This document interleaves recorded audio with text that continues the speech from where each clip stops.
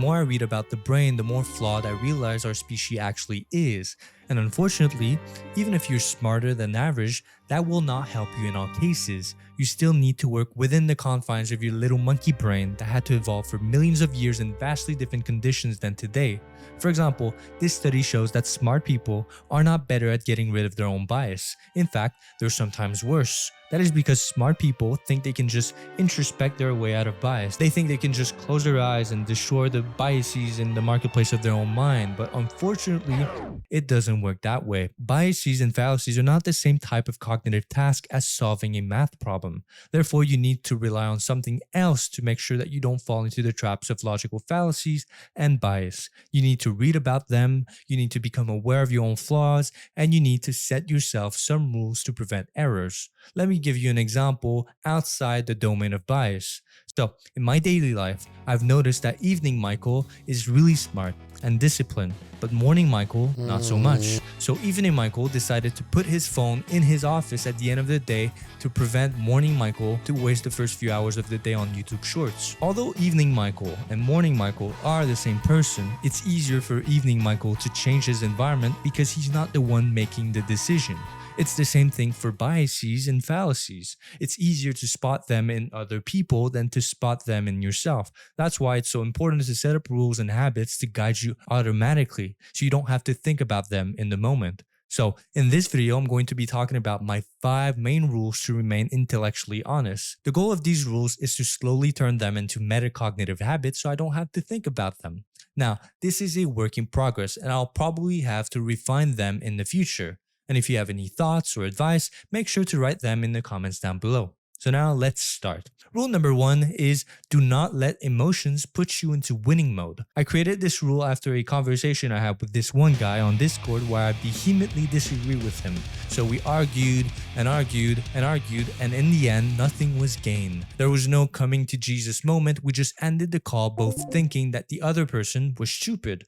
And looking back, I realized that during the conversation, I had become so fixated on winning that I disagreed with him on points I might have otherwise accepted. I realized that every time that I talked to someone whose opinions I thought were egregious, my goal was just to win and nothing else. If you want an example of what a winning mode argument looks like, here's one of my favorite examples from popular conservative commentator Ben Shapiro. That all of the water levels around the world rise by let's say 5 feet over the next 100 years, say 10 feet by the next 100 years, and it puts all the low-lying areas on the coast underwater, right? Which, let's say all of that happens.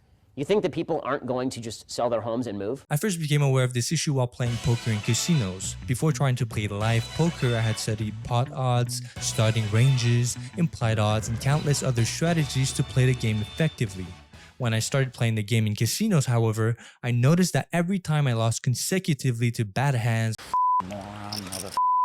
or James Bond style draws, 5 and 7 of spades.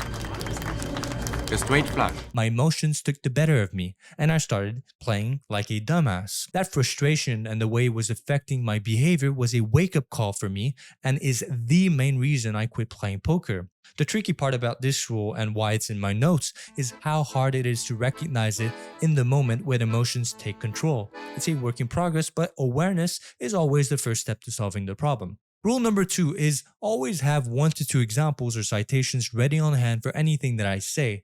This rule for me is the most important because I've noticed how often scrolling social medias or watching YouTube videos can give me a false sense of understanding. You listen to a podcast with an expert talking about, let's say, medicine, and after finishing the podcast, you feel like the information is now in your brain. This phenomenon is called illusory explanatory depth. It's when you feel overconfident in your ability to explain something only to realize you don't know as much as you thought you did. The scary thing about illusory explanatory depth in today's world is that it's getting worse with the internet. It was first put into the spotlight by a paper called The Misunderstood Limits of Folk Science in 2002.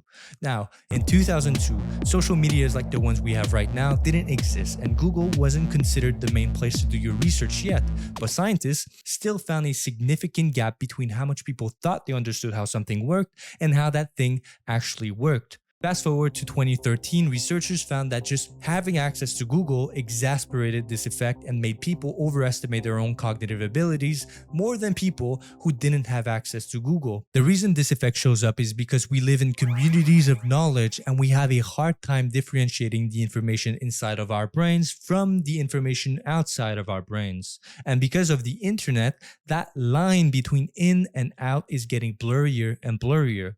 So to combat this, I make it a habit to always have at least 1 to 2 examples or citations on hand for any claim that I make. This won't prevent illusory explanatory depth from happening altogether, but it'll make sure that I at least read one thing about the topic and I'm not just parroting what I've read in a social media post or what I've heard on YouTube. For example, if I say, I think smart people are not better at getting rid of their own bias, I can point to a study showing that what I'm saying doesn't just come from a feeling I have or a made up explanation that I've came up with. And as you may have noticed, I applied this rule while explaining it. I identified the problem, illusory explanatory depth, and cited 2 studies to demonstrate that the problem exists and is worsening.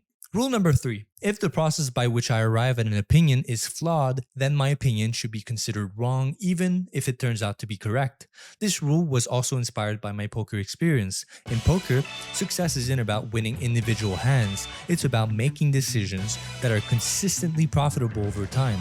For example, if I go all in with a terrible hand like 7 deuce, I might win the hand, but if I go all in with 7 deuce 1 million times, I'll lose money overall. Poker players call this EV or expected value. If your decision has positive expected value, it's the right move to make, even if you lose the hand. And I believe that we should apply the same logic to opinions. If the process you used to form an opinion was flawed, then the opinion is wrong, even if you happen to reach the correct conclusion. For instance, if you say every day that a recession is coming and 5 years later there's a recession, you were not right. Recessions happen all the time, so eventually, if you keep saying it, you're going to be right. If you make a prediction and in the future it happens to be right, you need to analyze the reason that you gave and the reason why it actually happened, and if they don't match, your prediction was wrong. A broken clock is right twice a day, so if you look at the broken clock at exactly the right moment, it doesn't mean that the clock works. Now, before moving on to the next rule, tell me in the comments down below what rule should I add to my list, and is there anything you would change? Let me know.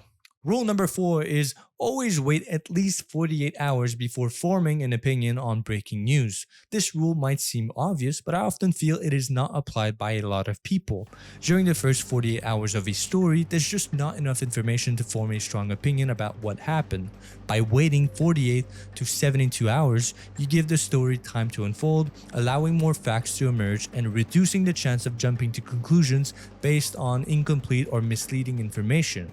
Honestly, there's no real benefit to reacting immediately unless your goal is to seek attention or validation from others who already agree with you. Even if you think you have enough information to form an opinion before the 48-hour mark, don't do it. Like I said in the beginning, we are not really good at judging our own mental processes. So it's not just about getting the facts right. It's also about building the habit of being patient and thoughtful when processing new information. This habit helps ensure your opinions are more grounded and reliable in the long run. Rule number 5 is never make a macro analysis of a trend without citing a study. This is the second most important rule in the list because it prevents me from falling into the trap of the Chinese robber fallacy. Here's how the fallacy works. Imagine you live in China and every day for a year the news reports on a bank robbery. Would it be fair to say that China has a bank robbery problem? The correct answer is you don't have enough information to decide because context matters. Let's add some numbers to this. Suppose the global average rate for bank robberies worldwide is 50 per 100 million people. Well, if we divide 365 bank robberies by their population of 1.4 billion, you get 26 per 100 million people. In that case, China would actually be below average despite the daily news reports. The point is that you should always look at the information that you have in context of other informations. Problems are context dependent, not independent. Here's another example. Let's say that I told you that in total there was 500 tons of horseshit at all times in the streets of New York. Would it be a problem? Well, today it would be a problem, but in the 1850s it would actually be a record low amount. In 1894, the horse population in New York produced about 2.5 million pounds of horse manure per day. That is 1,250 tons per day. So you can't just say that it is a problem because you see it a lot. That's why I've made it a rule to never generalize about a trend without pointing to a study, because what you see day to day can be shaped and edited by your media environment. For instance, if I were to claim that green people are violent and there were 1 billion green people worldwide, even a violent crime rate of just 0.1% would result in 1 million examples of violent crimes. That means that if I were a news reporter, I could report on 10 different incidents a day and still have enough stories to last me 273 years. Clearly, without proper context or data, what you see in your feed can be very misleading. If you're interested, I've talked about this in more details in last week's video, so if you want to see it, the link will be in the description. Now, these were my top 5 rules to remain intellectually honest and to avoid being biased and engaging in logical fallacies. This is a work in progress. I have other rules that are more specific to me that I've written in my note system. So, if you would like me to make more videos about how I do my research and other rules that I have for myself, make sure to like, subscribe, and give me your feedback in the comments down below. Thank you for watching this video in its entirety, and I'll talk to you next week. Bye-bye.